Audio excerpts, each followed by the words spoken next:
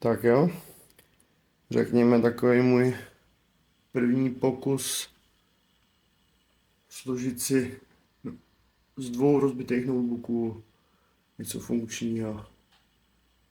Takže základní deska je Toshiba, notebooku Toshiba. To je nějaká i3, teď jestli nevím, myslím, že nějaká třetí, čtvrtá generace, tak nějak. Vyměnil jsem akorát disk, jsem dával jiný. Ramky, ty jsou, z čeho to bylo, z Lenova. Tady ta spodní kryt plechovej, to je vlastně taky Lenovo. Já jsem to trošičku seříznul.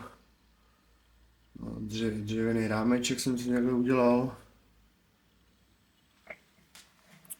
Repráčky jsem takhle tavnou pistolí přidělal k té mřížce. Ještě musím protáhnout potom vypínání ven, na druhou stranu skrz tu mřížku to protáhnu. Napájení jsem udělal, je trošku prasárnička, no, ale funguje. Vlastně vytáhl jsem to tudy takhle spodem.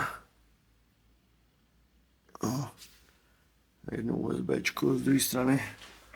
Potom jsou takhle ty sloty. Jo. EGAčko a jedničko. No, připojil jsem monitor. Bezdrátová klávesnice, myška. A fungujeme.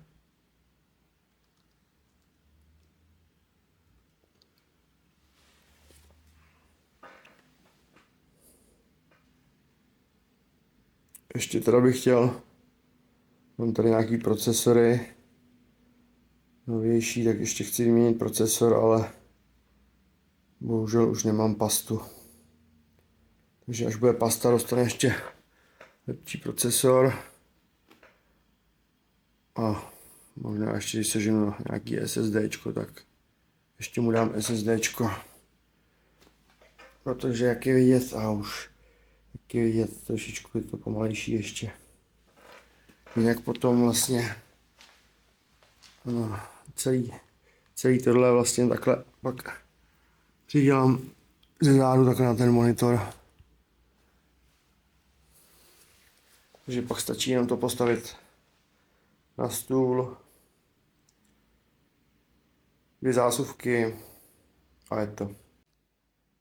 Takže projekt Frankie jednička.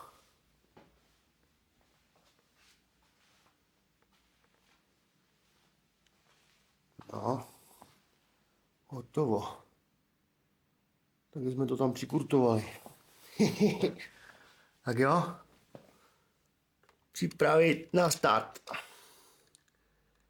Ukáž.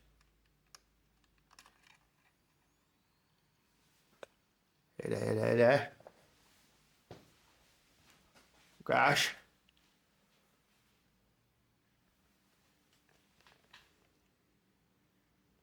Tak pojď, naskoč, brácho.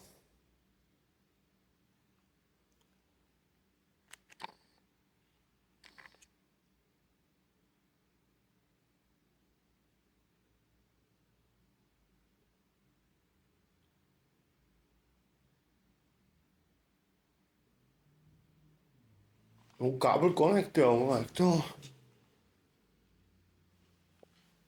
Píčeme, že by, ne, asi. Ono to žije! Ono to žije! Ty vole.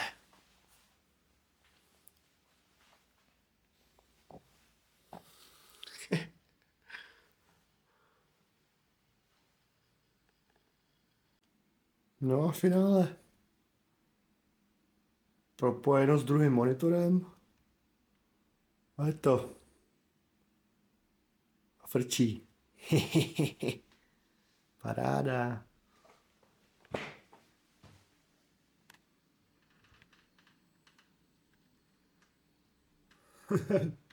To je bomba.